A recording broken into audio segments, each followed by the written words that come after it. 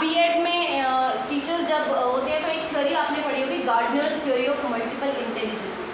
Gardener जो एक बहुत ही नोन साइकोलॉजिस्ट हैं, उन्होंने ये कहा था कि कोई भी इंसान, हर इंसान के पास एक टाइप की इंटेलिजेंस है। उससे पहले क्या माना जाता था, सिंगल टाइप की इंटेलिजेंस होती है जिसको हम जी फैक्टर कहते हैं, जनरल फैक्टर, कुछ लोगों के पास होती है। उसके बाद टू फैक्टर थ्योरी आई जिसमें हमने कहा कि दो टाइप की इंटेलिजेंस होती है, एक होती है जनरल और एक होती है specific. So G factor, S factor. General तो हो गई जो ज़्यादातर सबके पास होती है। उसका स्पेसिफिक ऐसी होती है जैसे एक कॉबलर है तो उसके पास फाइन मोटर स्किल्स होगी, एक डॉक्टर है उसके पास कुछ स्किल्स होगी, वो स्पेसिफिक स्किल्स होगी।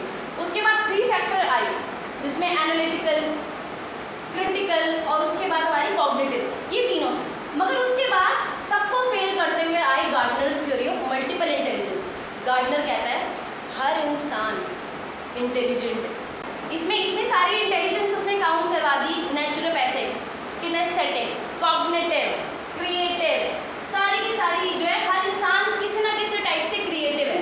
मगर हमारा एजुकेशन सिस्टम क्या कर रहा है, उन सारी की सारी जो स्किल्स हैं, जो सारी इंटेलिजेंसेज हैं, उनको सप्रेस कर रहा है और सिर्फ अकेडमिक्स के स्कोर्स को ऊपर उठाने की कोशिश कर रहा है कि अकेडमिक्स के स्कोर आ जाए।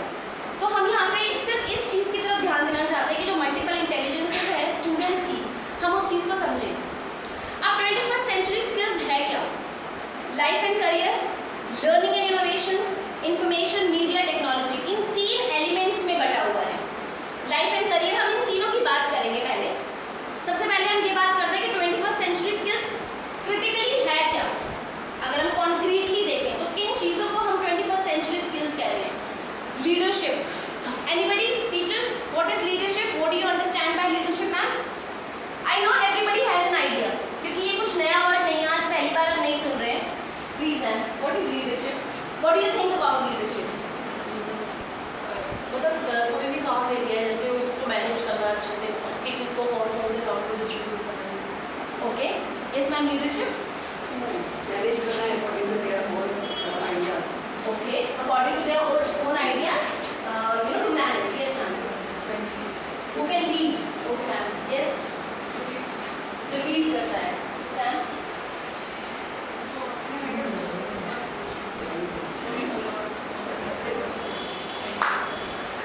जो अपने फॉलोअर्स को सही रास्ता दिखाता है, who can lead and direct. तो लीडरशिप, अब हमारा क्या हो रहा है कि हम बच्चों को ग्रुप प्रोजेक्ट्स देते हैं मगर हम ये स्किल शायद एनहांस करना भूल जाते हैं।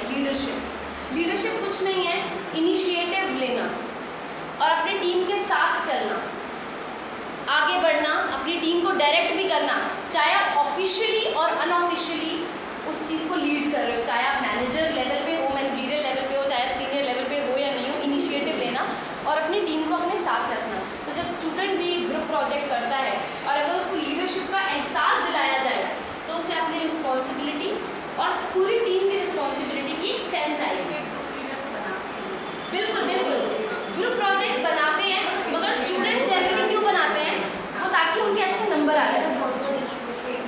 वो लीडरशिप देके हम लोग उनका जो एक कॉन्फिडेंस लेवल है वो इंक्रीज कर पाते हैं और जो बच्चे ज़्यादा शायद वो ज़्यादा आसानी से काम कर पाते हैं। एग्जैक्टली, वो भी काम में बिजी हो जाएंगे। हाँ, तो ऑब्वियसली बात है कि उनका नेगेटिविटी में ध्यान नहीं जाएगा। बिल्कुल सही बोल रहे हैं मैम, क्योंकि जो हमारे ये जो ग्रुप प्रोजेक्ट्स, जो सीसी है, एक्टिविटी बेस्ड लर्निंग जो यहाँ पे करवा रहे हैं, ग्रुप प्रोजेक्ट्स की स्टूडेंट्स आपस में कोलैबोरेट करें।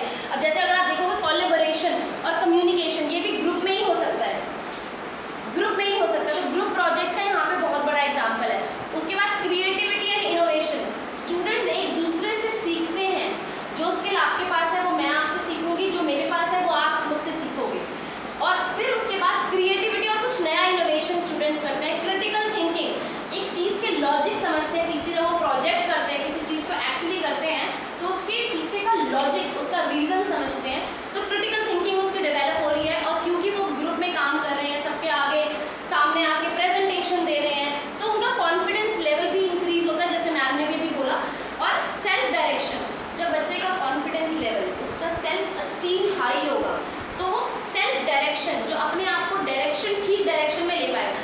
सपोज हमारे सामने एक सिचुएशन आती है, लाइफ की छोटी से बड़ी सिचुएशन, हम अपने आप अपने माइंड में एनालिसिस करते हैं और फिर एक डायरेक्शन डायरेक्शन लेते हैं।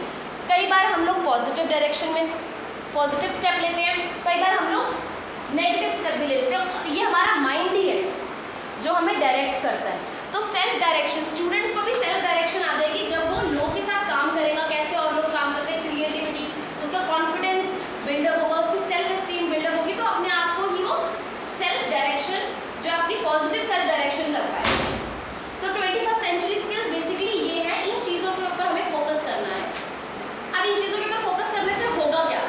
ये एक सर्वे में देखा गया है कि प्रेजेंट एम्प्लॉयर्स जो है सबसे ज़्यादा स्किल्स जो किसी भी कैंडिडेट में देखते हैं वो अकेडमिक्स नहीं है, वो है टीम वर्क, वो है critical thinking, reasoning, assembling, organising information and innovative thinking and creativity.